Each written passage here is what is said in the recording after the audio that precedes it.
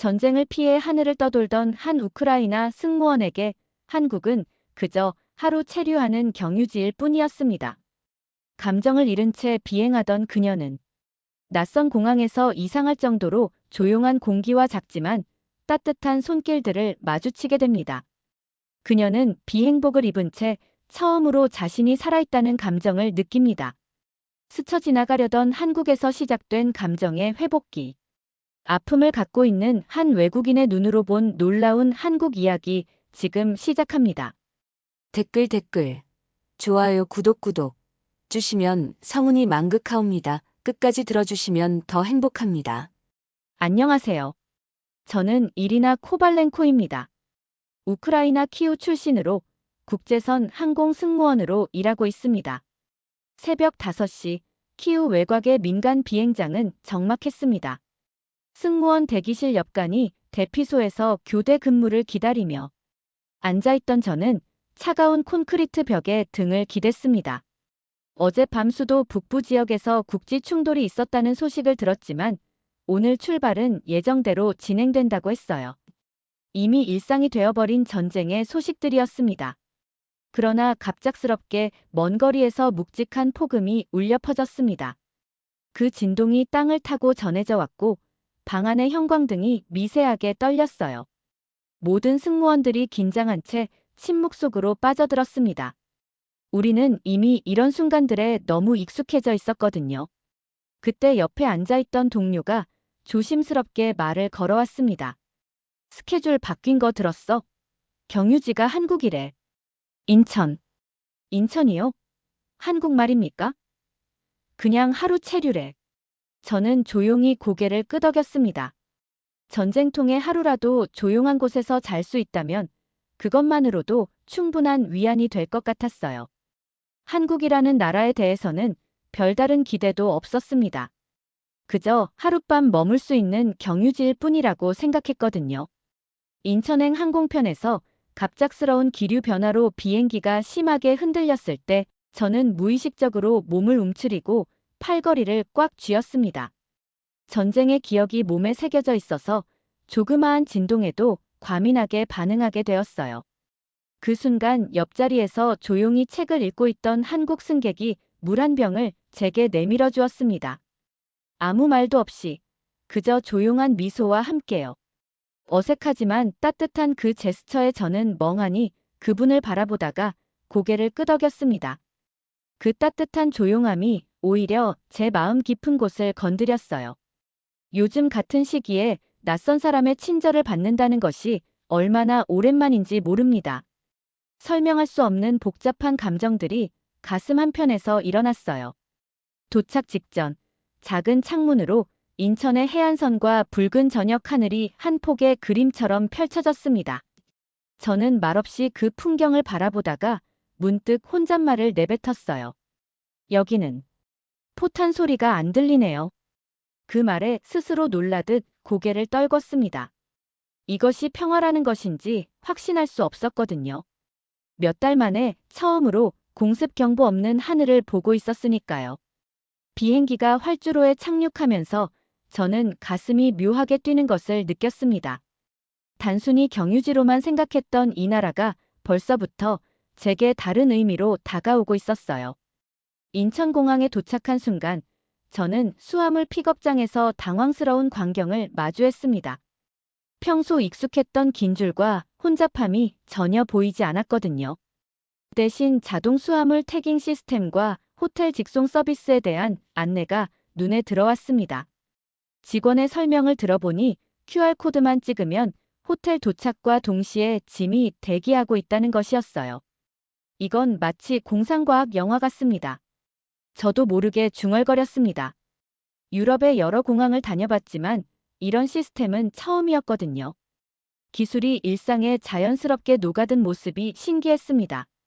공항 내부를 걸어가던 중 한 광경이 제 발걸음을 멈춰 세웠습니다. 청소 아주머니가 바닥을 정성스럽게 닦고 계실 때 30대로 보이는 남성이 지나가면서 정중하게 인사를 건넸어요. 고생 많으십니다.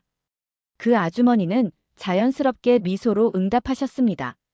저는 그 순간 얼어붙었어요. 러시아 침공 당시 길거리에서 목격했던 청소 노동자들에 대한 무시와 냉대가 떠올랐거든요. 전쟁이라는 극한 상황에서 사람들이 얼마나 각박해질 수 있는지 똑똑히 봤던 기억이 있었습니다. 하지만 여기서는 달랐습니다. 노동의 존엄성이 일상적으로 존중받고 있었어요. 그것도 아주 자연스럽게 말이죠. 저 역시 그 아주머니 앞을 지날 때 모르게 고개를 숙여 인사를 드렸습니다.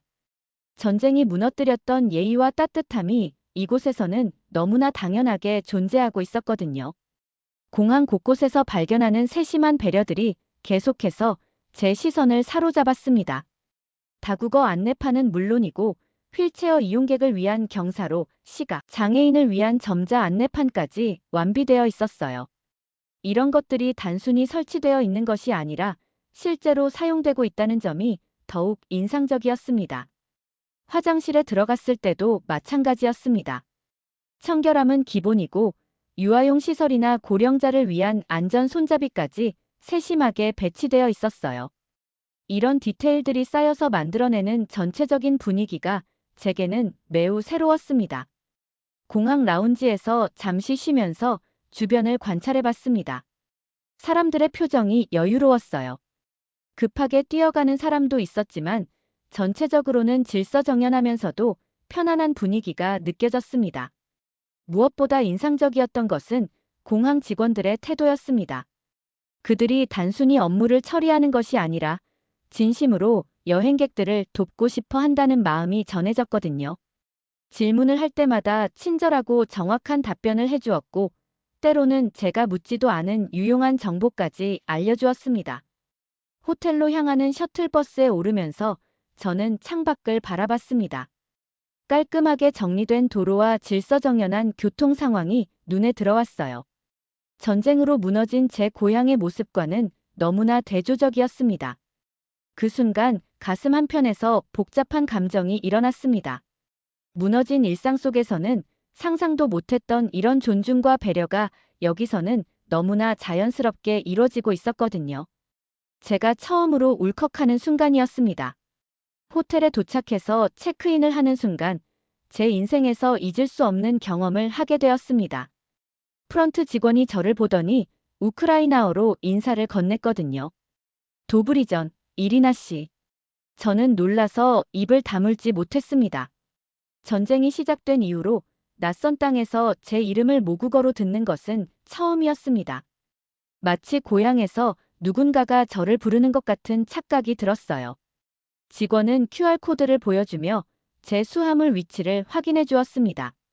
정말로 약속한 대로 제 짐이 이미 객실 앞에서 대기하고 있다는 것이었어요. 자동문이 열리며 객실에 들어서자 커튼이 저절로 열리고 조명이 은은하게 켜졌습니다. 이 정도면 거의 미래 도시네요. 저도 모르게 감탄사가 나왔습니다. 객실 내부는 더욱 놀라웠어요. 태블릿 하나로 조명과 냉난방을 통합 제어할 수 있었고 온도와 습도까지 세밀하게 조절이 가능했습니다. 호기심에 태블릿을 만져보다가 클래식 음악 목록을 발견했습니다. 그 중에서 차이코프스키의 곡들이 눈에 들어왔어요. 손끝이 저절로 그 곡을 선택했습니다. 스피커에서 흘러나오는 선율을 듣는 순간 갑자기 고향이 떠올랐습니다. 어릴 적 아버지와 함께 키우의 오페라 하우스에서 들었던 그 음악이었어요. 평화롭던 시절의 기억들이 물밀듯이 밀려왔습니다.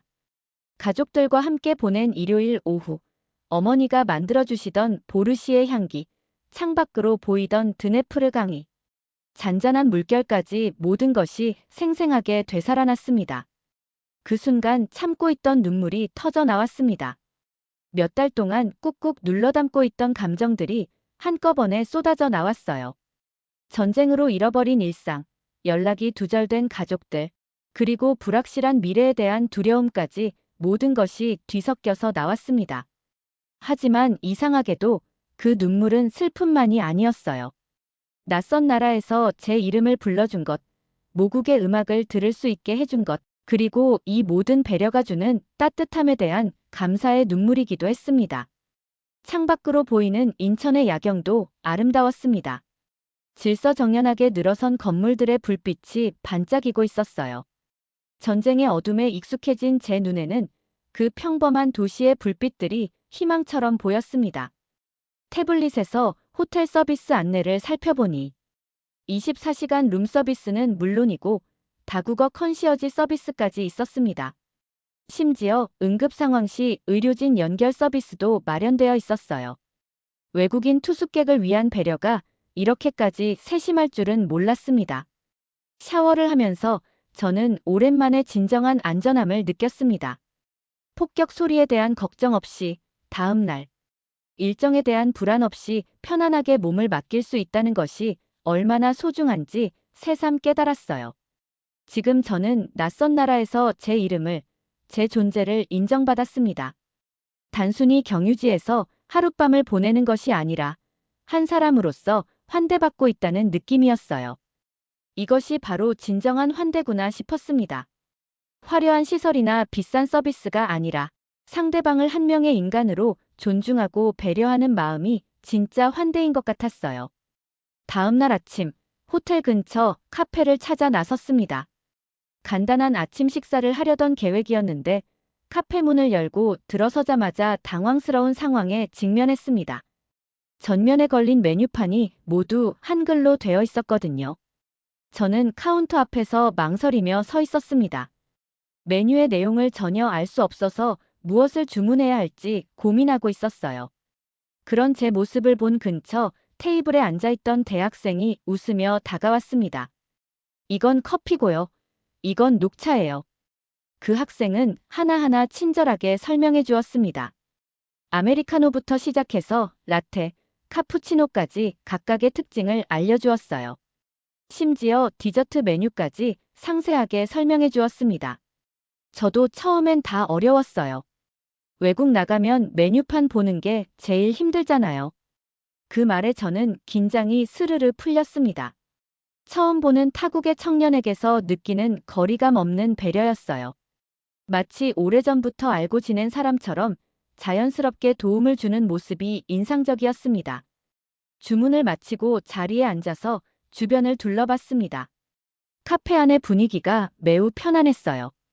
각자 할 일에 집중하면서도 서로를 배려하는 공기가 느껴졌습니다. 노트북으로 작업하는 사람들, 책을 읽는 학생들, 조용히 대화를 나누는 연인들까지 모든 것이 조화롭게 어우러져 있었거든요. 커피를 마시면서 창밖을 바라봤습니다. 거리를 지나다니는 사람들의 표정이 여유로웠어요. 급하게 걸어가는 사람들도 있었지만 전체적으로는 평화로운 일상의 모습이었습니다. 전쟁으로 인해 긴장감이 일상이 되어버린 제게는 이런 평범함이 오히려 특별하게 느껴졌어요. 바리스타가 커피를 내려주면서도 미소를 잃지 않았습니다. 외국인인 저에게도 똑같이 친절하게 대해주었어요.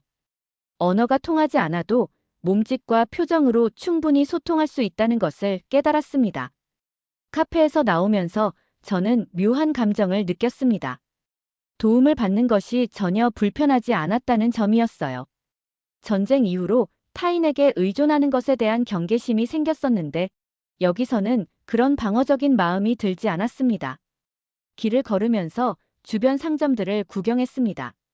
작은 편의점에서부터 대형마트까지 모든 곳에서 외국인을 배려한 표시들을 발견할 수 있었어요.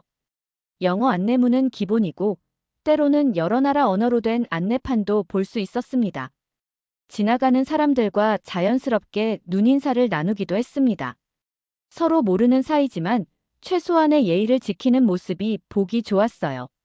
특히 어르신들이 지나갈 때 젊은 사람들이 자연스럽게 길을 비켜주는 모습이 인상적이었습니다. 횡단보도에서 신호를 기다리면서도 질서정연한 모습을 볼 수 있었습니다. 신호가 바뀌면 서두르지 않으면서도 효율적으로 움직이는 사람들의 모습이 마치 하나의 시스템처럼 보였어요. 공공장소에서 느끼는 이런 편안함이 얼마나 소중한 것인지 생각했습니다.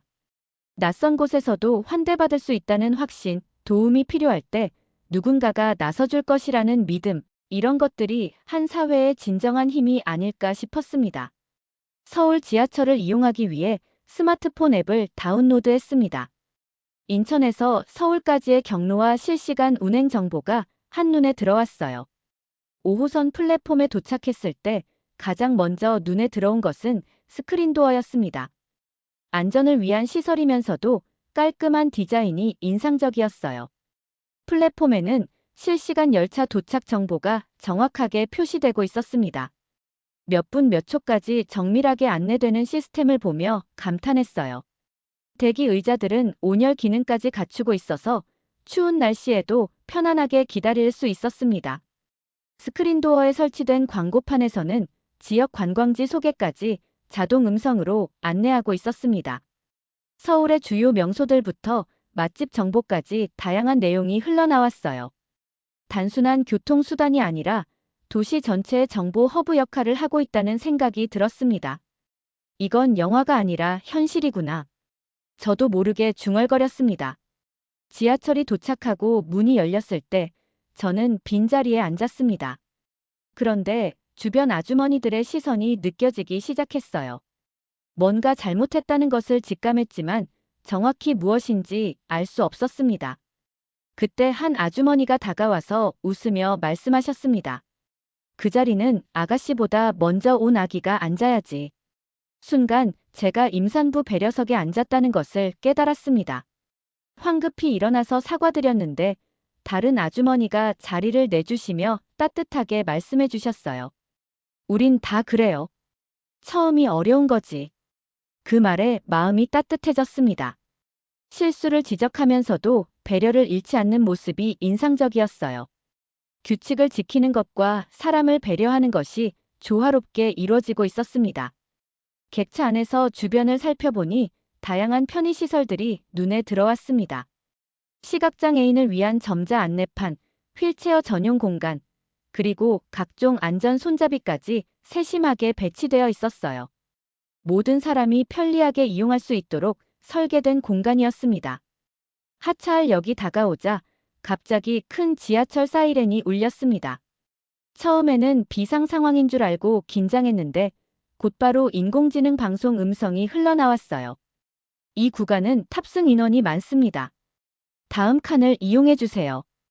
혼잡도 경고 알림이었습니다.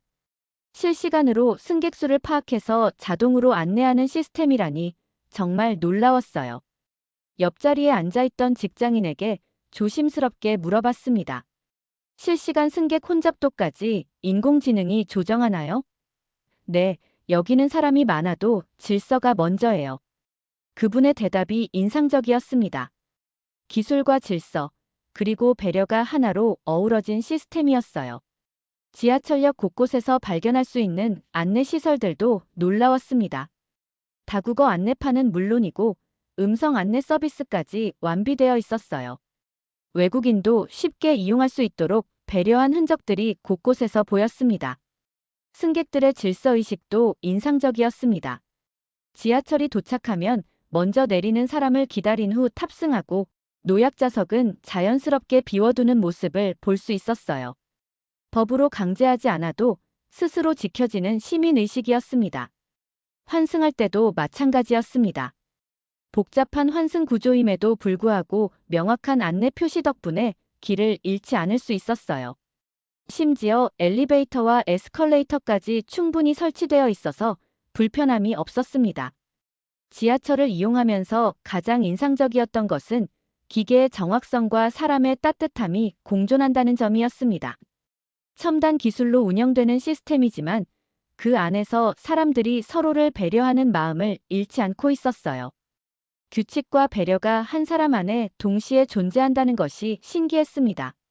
질서를 지키면서도 따뜻한 인간미를 보여주는 아주머니들의 모습에서 이 나라 사람들의 특별함을 느낄 수 있었습니다. 인천의 전통시장을 방문한 것은 우연한 일이었습니다.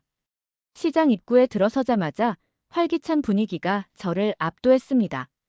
상인들의 구성진 목소리와 신선한 식재료들의 향기가 어우러져 있었어요.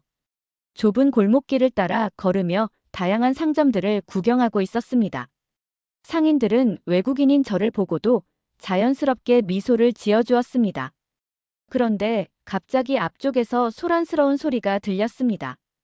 한 할머니가 손수레를 끌고 가시다가 바퀴가 돌에 걸려 넘어지신 것이었어요. 장을 보신 채소들이 바닥에 흩어지고 할머니께서도 무릎을 다치신 듯 보였습니다. 고등학생으로 보이는 학생과 20대 청년이 동시에 달려와서 할머니를 도와드렸습니다.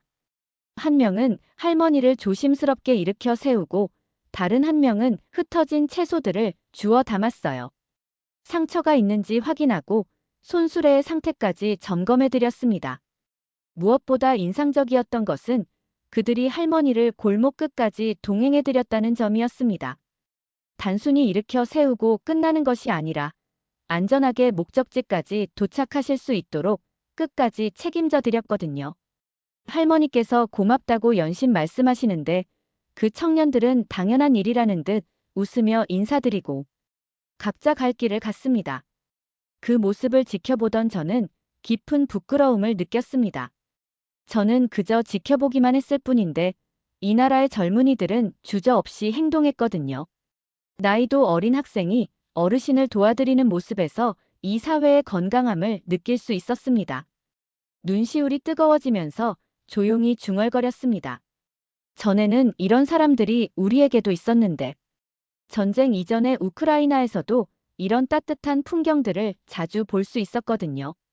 이웃을 돌보고 어려운 사람을 외면하지 않는 공동체 정신이 살아있었습니다. 하지만 전쟁이 시작되면서 모든 것이 변해버렸어요. 생존이 우선이 되다 보니 타인을 돌볼 여유가 사라져버렸습니다. 시장을 더 둘러보면서 다른 모습들도 관찰할 수 있었습니다. 무거운 짐을 든 어르신이 지나가시면 젊은 사람들이 자연스럽게 도움을 제안했어요. 아이를 데리고 온 어머니가 물건을 고르고 있으면 상인이 아이를 잠시 봐주기도 했습니다. 특히 인상적이었던 것은 이런 도움이 일방적이지 않다는 점이었습니다. 도움을 받은 사람들도 자신이 할 수 있는 범위에서 다른 사람을 도왔어요. 할머니는 젊은 사람들에게 맛있는 과일 하나씩 건네주셨고 상인은 단골 손님에게 덤을 챙겨주었습니다. 이런 모습들을 보면서 깨달은 것이 있습니다. 여기서는 힘이 아니라 마음이 먼저 반응한다는 점이었어요. 누군가 도움이 필요한 상황에서 계산하지 않고 즉시 행동하는 문화가 자리 잡고 있었습니다.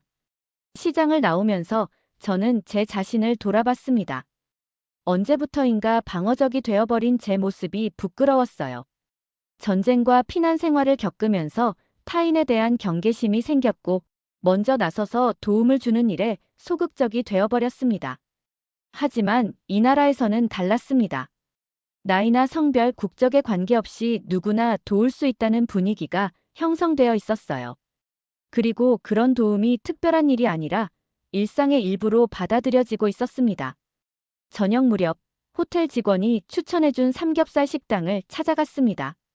식당 앞에 도착해서 간판을 보는 순간 깜짝 놀랐습니다. 한글과 함께 우크라이나어와 러시아어로 삼겹살이라는 글자가 적혀 있었거든요. 마치 저를 위해 특별히 준비된 것 같은 느낌이 들었어요.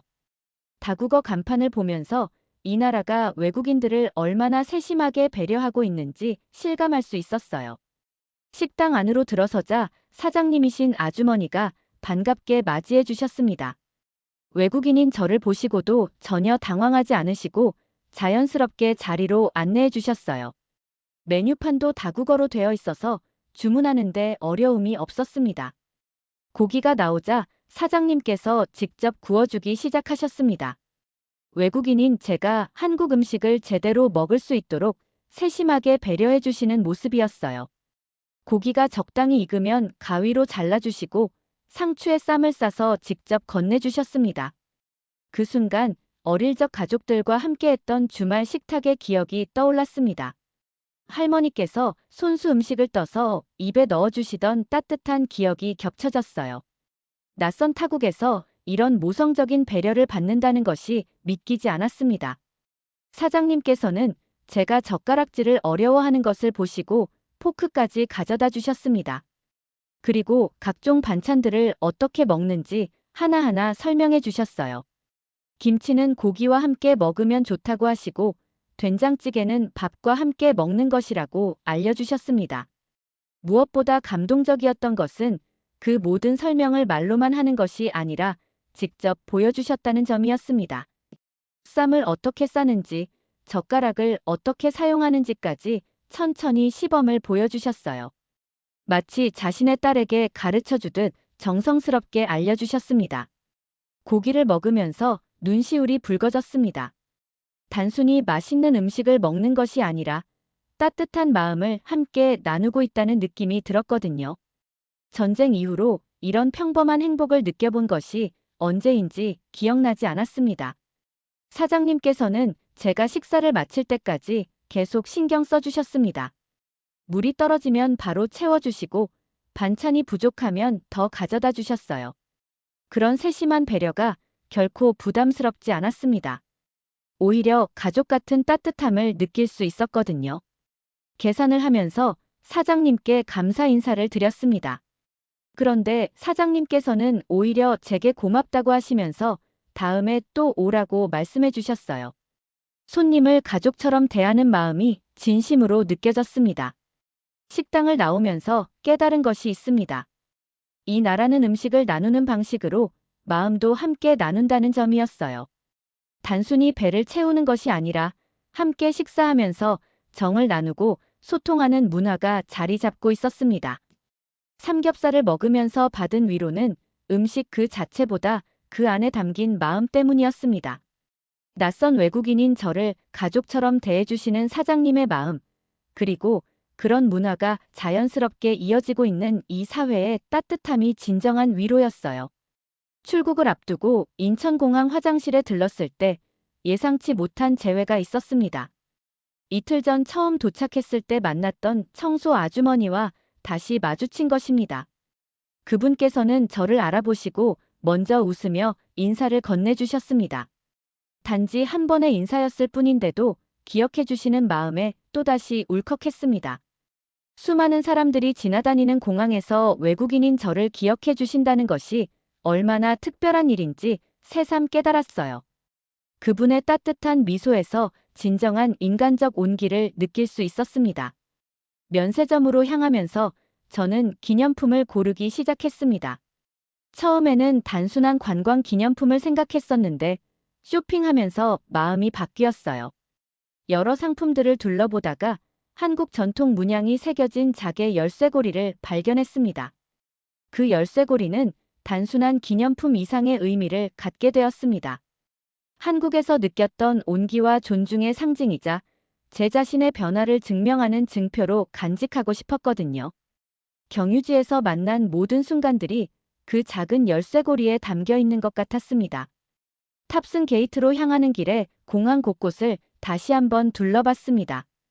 이틀 전에는 단순히 효율적인 시설로만 보였던 것들이 이제는 다르게 느껴졌어요.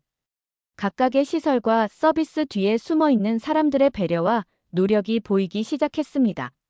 자동 수화물 시스템도, 다국어 안내 서비스도, 심지어 깔끔하게 유지되는 화장실까지 모든 것이 누군가의 정성어린 손길을 통해 만들어진 것이었습니다. 인천공항이 단지 첨단 시설만으로 이뤄진 곳이 아니라 사람의 마음이 담긴 공간이라는 것을 깨달았어요. 탑승을 기다리면서 창밖을 바라봤습니다. 한국에서의 이틀이 마치 꿈같이 느껴졌어요. 짧은 시간이었지만 제게는 인생을 바꿔놓은 경험이었습니다. 전쟁으로 얼어붙었던 마음이 조금씩 녹아내리는 것을 느꼈거든요. 가장 큰 변화는 타인에 대한 신뢰가 회복되었다는 점이었습니다. 전쟁 이후 방어적이 되어버렸던 제 마음이 이곳에서는 자연스럽게 열릴 수 있었어요. 낯선 사람들의 친절이 계산 없는 진심이라는 것을 느꼈고 그런 경험이 제게는 큰 치유가 되었습니다. 한국에서 만난 모든 사람들의 얼굴이 떠올랐습니다. 비행기에서 물을 건네주었던 승객, 우크라이나어로 인사해주었던 호텔 직원, 카페에서 메뉴를 설명해주었던 대학생, 지하철에서 자리를 양보해주었던 아주머니들, 그리고 가족처럼 돌봐주었던 식당 사장님까지 모든 분들이 저에게는 소중한 인연이었습니다. 이런 만남들을 통해 깨달은 것이 있습니다. 진정한 환대는 화려한 시설이나 값비싼 서비스가 아니라 상대방을 한 명의 인간으로 존중하고 배려하는 마음에서 나온다는 점이었어요. 한국에서 받은 모든 친절이 바로 그런 마음에서 우러나온 것이었습니다. 탑승 안내방송이 나오자 저는 자리에서 일어났습니다. 이제 다시 돌아가야 할 시간이었어요. 하지만 저는 더 이상 이틀 전에 그 사람이 아니었습니다. 한국에서의 경험이 제게 새로운 희망과 용기를 주었거든요. 비행기에 탑승하면서 마지막으로 인천공항을 돌아봤습니다. 처음에는 단순한 경유지였던 이곳이 이제는 제 인생에서 특별한 의미를 갖는 장소가 되었어요. 언젠가 다시 돌아올 수 있기를 간절히 바라는 마음이 들었습니다. 한국은 제 비행 일정에 없었던 감정이었습니다. 하지만 그 감정이 제 삶을 완전히 새로운 방향으로 착륙시켜 주었어요. 이곳에서 저는 경유자가 아닌 한 명의 소중한 사람으로 대접받았고, 그런 경험이 제게는 평생 잊지 못할 선물이 되었습니다. 비행기가 이륙하면서 저는 손에 쥔 작의 열쇠고리를 바라봤습니다. 작은 기념품이지만 그 안에는 한국에서 느꼈던 모든 감동과 깨달음이 담겨 있었어요. 이 열쇠고리가 앞으로 제 삶에서 희망의 상징이 될 것 같았습니다.